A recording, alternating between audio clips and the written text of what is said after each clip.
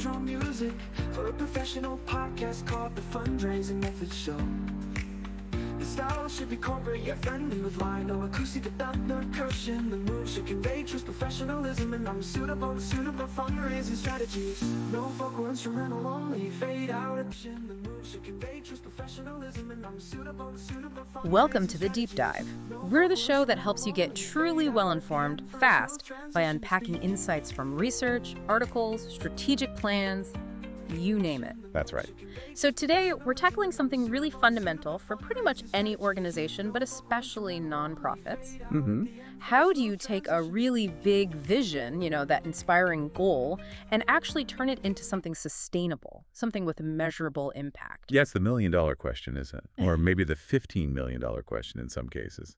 Exactly. We're talking about scaling for sustainability, specifically looking at it through the lens of fundraising strategy. We've got some fascinating material to work with. We really do. We have some very detailed strategic plans, fundraising documents from a well-known organization. Now, the specific group isn't the main point here. Right. The principles are universal. Absolutely. What we're pulling out applies broadly to any organization that relies on fundraising and aims for that long-term impact, whatever their mission might be. So the goal today is to show you how those grand visions translate into, actual results. And financial stability. That's crucial, too. Okay, let's unpack this. What's really interesting, I think, is how multi-layered it all is. You go from these huge sort of aspirational goals. The big picture stuff. Exactly. All the way down to the real nitty-gritty of what someone's doing day to day in the office. And how it all connects. Yes. That's the key. We'll show you how every single piece fits together. It's quite an intricate system when successful growth happens. Not just a good idea floating out there. That interconnectedness. Yeah, that really seems to be the core theme. Like a finely tuned machine, almost. You could say that. Okay, so let's start right at the top then. The grand vision, sometimes called the North Star Guide, right? The ultimate destination. That single overarching aspiration, what's the point of it all?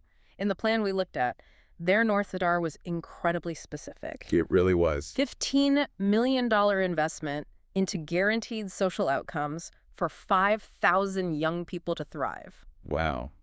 Yeah, that's not vague. Not at all. It's not just a fuzzy feeling. It's a number, an investment level, and a specific outcome for a specific number of people. How does having something that precise change things right from the start compared to just saying, we want to help kids? Oh, massively. It forces discipline right down the chain immediately. Discipline, how so? Well, if that's your North Star, then every single strategic objective, every single activity, every dollar spent, ideally, needs to demonstrably link back to hitting that $15 million mark and helping those 5,000 young people thrive. Okay. So no pet projects. Pretty much. It shifts the whole mindset from just general good intentions, which are great, but not enough for scale. Exactly. It shifts it towards measurable impact. Accountability becomes baked in from day one. You can't really hide from numbers that specific. That makes a lot of sense. Okay, so starting from that North Star, this organization identified 5 key strategic objectives. And I think you'll see these are pretty universal pillars for any fundraising group. Yeah, these themes pop up again and again. First one, experience excellence.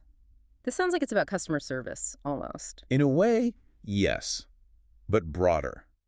It's about enhancing satisfaction for all the key people involved. So donors, volunteers, even the staff themselves. Right. And alongside that, improving operational efficiency, making things run smoother behind the scenes. Got it. And they had KPIs, key performance indicators, for this. Things like improved stakeholder journey satisfaction, tracking that feedback. Also goals to automate systems for efficiency, less manual work, fewer errors. Making every interaction positive, building that loyalty. Okay, pillar number 2. Be of community.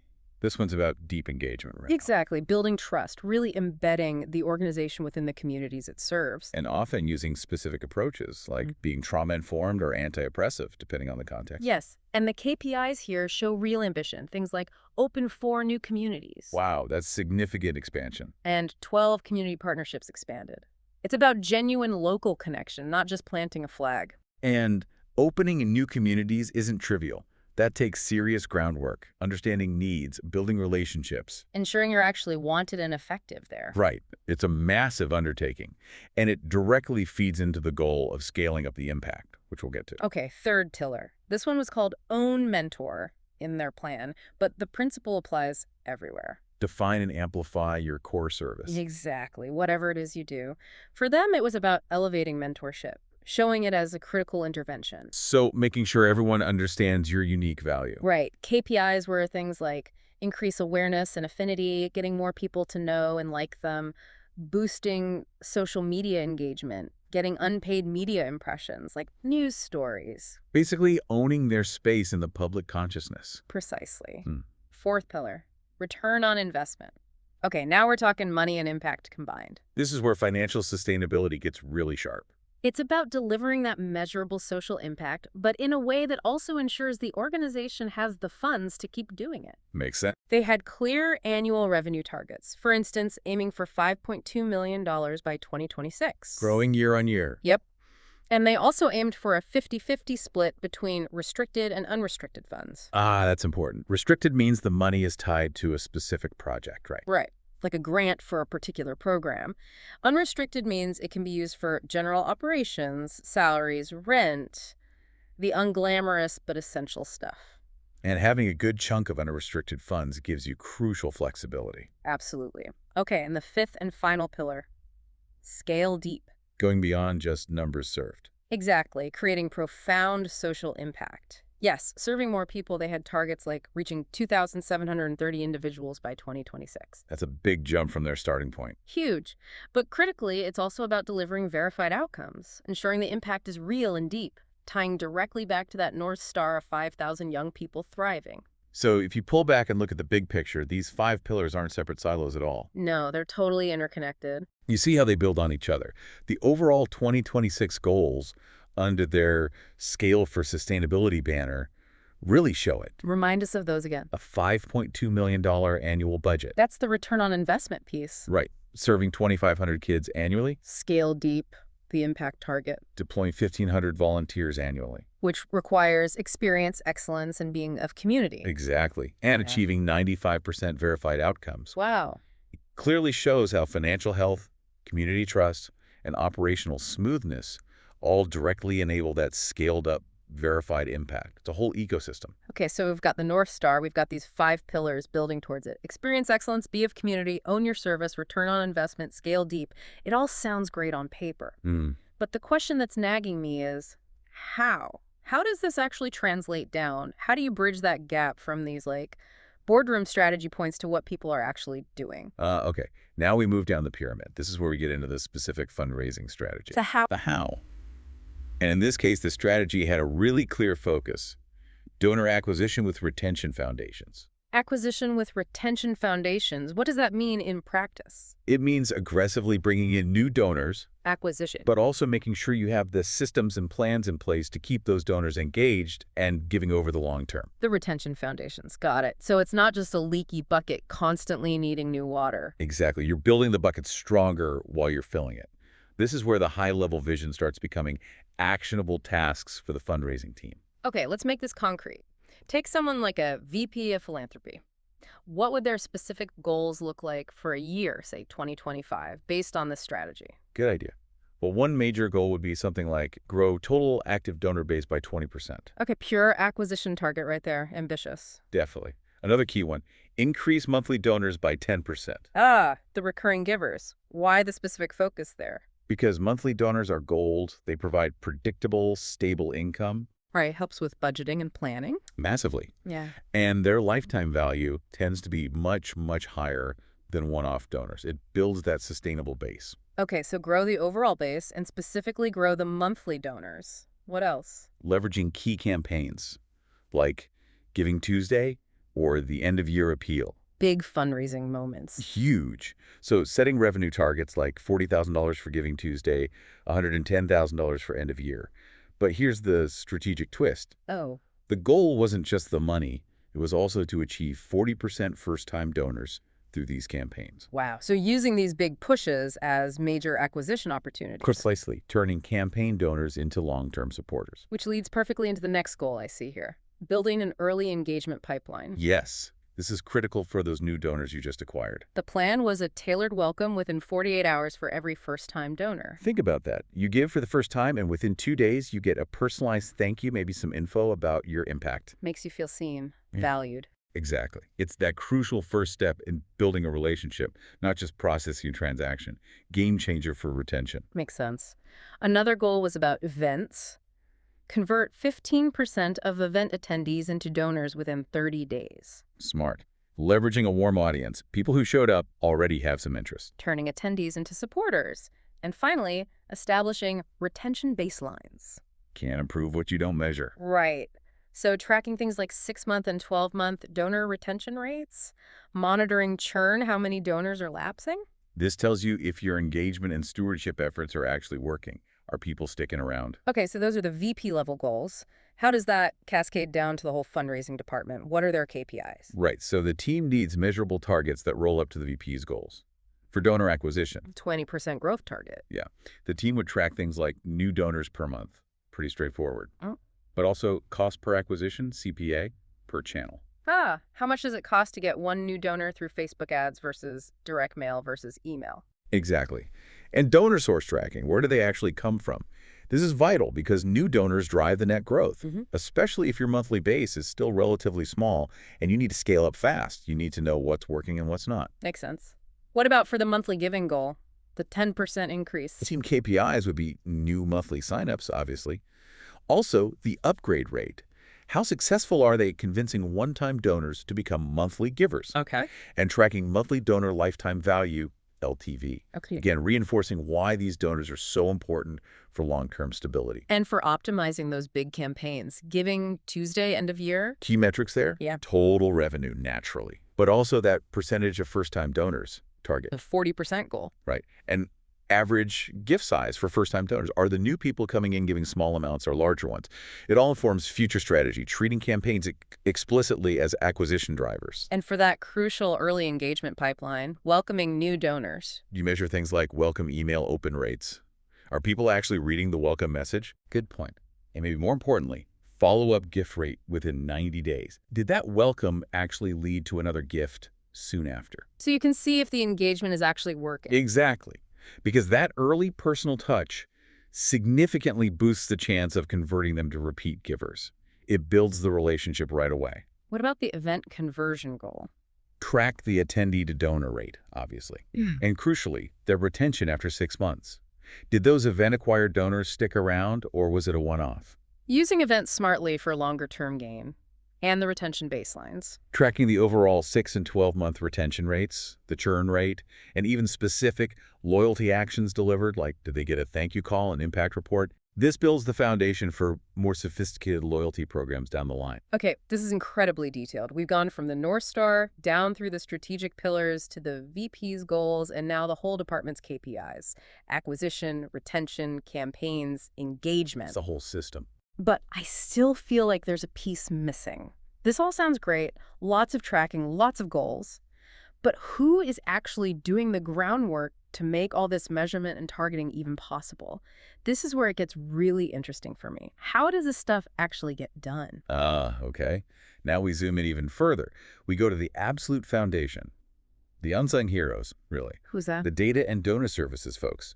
Often a role like a database and donor services specialist. The people managing the database, processing the gifts. Exactly. Their work, which can sometimes look purely administrative, is the bedrock supporting everything else we've discussed. So their objectives are critical. Absolutely critical. Yeah. And they need to be SMART objectives. Specific, measurable, achievable, relevant, time-bound. Because the quality of their work directly impacts the fundraising team's ability to hit their targets. Okay, give me some examples. What kind of SMART objectives would this specialist have? Right, first one, gift record accuracy. A concrete objective might be review 100% of new gift records within 48 hours for correct campaign, fund, appeal, letter code, reference, receipt stack, date. Wow, that's meticulous. Why is that level of detail so important? Because look at the note attached to that objective in the plan. CPA per channel only works if every action has an appeal code. So if the gift isn't coded correctly to show it came from, say, that specific Facebook ad campaign. then you have no idea if that Facebook ad was actually effective or what its true cost per acquisition was. Your measurement becomes meaningless. You're just guessing where your money works best, throwing darts in the dark. Precisely. So, that seemingly small task of accurate coding is fundamental to smart spending and strategy. Okay, that's huge. What's another one? Donor record accuracy. Objective. Review 100% of new donor records for complete and standardized information. Making sure names, addresses, emails are all correct and formatted the same way. Yes, and why? The plan states this enables source tracking and segmentation. Right. If the data isn't clean, you can't reliably tell where donors came from, and you can't segment your list properly to send targeted messages. Your outreach becomes generic and less effective. Got it. Okay, what else is critical at this level? How about tax receipt delivery efficiency? Seems administrative, but important for donors. Very. An objective could be reduce median tax receipt delivery time by 10%. The why is simple. Better donor experience. Yeah, nobody likes waiting ages for their tax receipt. It feels sloppy. It erodes trust, subtly. Getting that receipt out quickly shows professionalism and respect for the donor's contribution. It builds satisfaction. Okay, makes sense. Efficiency seems key. It is, which leads to gift processing efficiency and reconciliation. Objective. Reduce median gift processing time by 10%. Getting the money recorded faster. Yes, which ensures timely data for target lists. If there's a lag in processing, the fundraising team might be working with outdated information when they pull a list for an appeal. Missing recent donors, or maybe targeting someone who just gave. Awkward. Right. Faster processing also means faster follow-up is possible.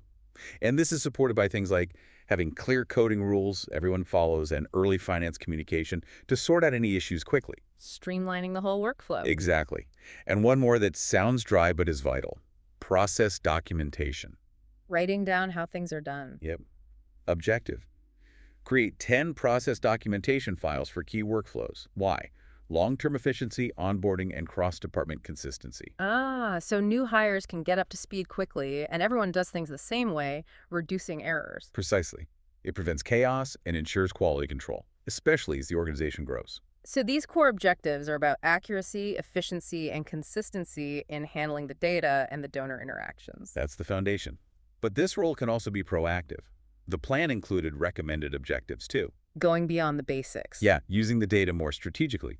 For instance, build a recurring report tracking new monthly donor signups, providing that data easily to the fundraising team. So they can see progress towards their goal. Or produce quarterly recommendations for donors likely to upgrade from one-time to monthly, based on analyzing their giving patterns. Wow, so the data person is actually suggesting who to target for upgrades? Yes, moving from just data entry to providing actionable insights. That's a big shift. Huge.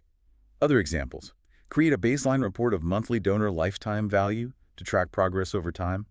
Or even technical stuff like integrate constant contact open rate data into Razor's Edge for new donors. Constant Contact is email marketing. Razor's Edge is the donor database, Yeah. so linking the two. Right, so you can see in the donor's record if they actually opened that welcome email you sent them. Which allows for super targeted follow-up later. Exactly. Focusing efforts on the most engaged new donors. It's all about smarter work. Okay, my head is spinning slightly with the detail here. We're down to tracking email open rates within specific software. But let's pull back up. How do these micro-level tasks like ensuring every single gift has the right appeal code, or standardizing address formats, or integrating email data, how do they really impact those huge macro-level goals we started with? That $15 million North Star, the 20% donor growth. That right there is the absolute crux of it. It's the aha moment. Okay, hit me with it. That seemingly mundane data work. It isn't just administrative support. It is the fundamental backbone of successful, scalable fundraising. Full stop. The backbone, okay. Think about those direct connections we saw highlighted in the planning documents. Target list quality depends on correct donor and gift records. Right. Garbage in, garbage out for your mailing lists or email lists. Exactly. If your data's a mess, your outreach is inefficient, maybe even counterproductive, you miss the right people, hit the wrong ones. Okay, that's clear. Number 2, CPA per channel measurement requires precise appeal codes on every action. We touched on this. If you don't code things right, You have no idea which marketing efforts actually work or how much they cost. You're just throwing money away, potentially. Flying blind on your budget. cannot optimize spending. Got it. Number 3, Donor source tracking only works if donor and gift records follow standard formats. Knowing where your best donors originally came from. You can't reliably do that without clean, standardized data entry. And if you don't know where success comes from, you can't replicate it. You can't double down on what works. Exactly. And number 4, upgrade targeting relies on accurate historical gift patterns. Asking someone to become a monthly donor or give a larger gift. You can only do that strategically if you have a clean, accurate record of their past giving history. Otherwise, your ask might be way off base, too high, too low, wrong timing. It's like trying to have a meaningful conversation without remembering what the other person said 5 minutes ago. Perfect analogy. So you connect that dependency back to the big picture, that North Star guide, the scale for sustainability plan. The $5.2 million budget, the 2,500 kids served. And it becomes crystal clear. Without that accurate data, without those efficient donor services humming along, those ambitious acquisition goals, Like 20% growth in donors, 40% first-timers from campaigns. they become pipe dreams, just unattainable numbers on a page. And if you can't hit the acquisition and retention goals, You won't hit the financial targets, and if you don't hit the financial targets, the organization can't expand its services, can't achieve that scaled impact, can't reach the North Star. wow, The whole strategy they defined, acquisition focused with retention foundations, it absolutely requires rigorous, almost obsessive data management as its silent, indispensable engine. it really does underpin everything. Everything. Okay, so after diving this deep, Mm-hmm. what does this all mean for you, our listener? Yeah, what's the big takeaway? I think for me, it's that strategic planning and fundraising, or really any field aiming for sustainable growth, isn't just about the exciting vision boards and the big, hairy, audacious goals. Important as those are for inspiration. Absolutely. But the real magic, or maybe the real hard work, is in the diligent, often completely unseen effort that goes into managing information and making operations efficient. Every single data point matters. It really does. Every correctly coded gift, every updated address, every promptly sent thank you, it all contributes directly to the mission, to the ability to actually scale and sustain the impact. These aren't just admin tasks, they're mission-critical functions. It definitely reinforces that idea that if you want to truly understand an organization, its potential, its challenges, you need to look at the whole picture. From the highest aspiration. Right, from that North Star all the way down to the nitty-gritty of its data protocols and workflows. That gives you a holistic view. You see how the tiny details really do enable or hinder the potential for massive societal impact. It's a fascinating interplay. It really is. Yes. So here's a final thought for you to mull over. The next time you encounter an organization asking for your support, maybe look a little deeper. Beyond the immediate appeal. Yeah. Can you appreciate the incredibly complex, data-driven, often quite intricate machinery that has to be working effectively behind the scenes just to make that mission, that impact, a reality day after day? It adds a whole new layer of appreciation, doesn't it? Certainly does.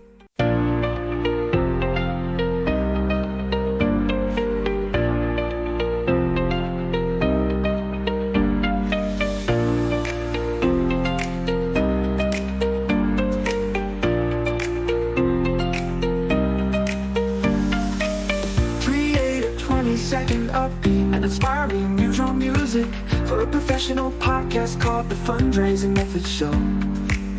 The style should be corporate yet friendly with line, no acoustic without no cushion. The move should convey true professionalism and suitable fundraising strategies. No vocal instrumental only, fade out at the end for a smooth transition to speaking.